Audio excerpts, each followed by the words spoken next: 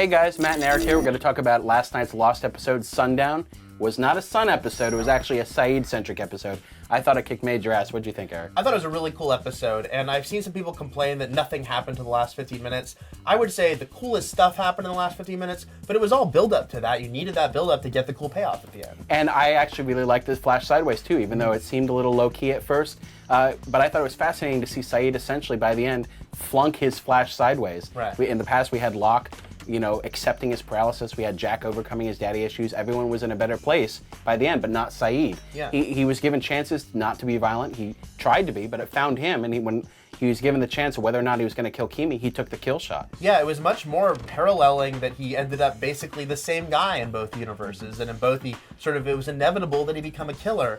But at the same time, you wonder, you had this specific scene on the island where the Man in Black says, I can give you what you want, which we think is Nadia being alive, and he did get that in the Flash. Even though he wasn't with her, Right. So it was sort of a cruel twist there, Yeah. if that was the case. Also, another cruel twist would be because he said, I want the thing that I love that died in my arms the most, that the Man in Black gives him Shannon. Right. And he's like, no, not that one, I meant the other one. That would have Yeah. been a funny genie twist. Both the viewers and Sayid would say, no, not her. No. But on the island, speaking of that, we are seeing the two sides forming. We have the Man in Black, after his big smoke monster purge of the temple, emerging with his army, essentially. Team. Team Smokey. We've got Claire, we've got Sayid now, we have Kate reluctantly in tow, and we have Sawyer, who was mentioned, but he's not around right now. Yeah, but he did, decide he was going to go with the Man in Black and try to get off the island with him, so we assume he's a member of this sort of dark side team, as it were. And there were a lot of cool moments in this episode, Yeah. too. A lot of violent moments. I have an insatiable bloodlust, so it really appeased me. Right. And it was also great to see Sayid go essentially berserk at the end and kill Dogen, rest in peace Dogen, and kill Lennon. And I thought Lennon was his joke name,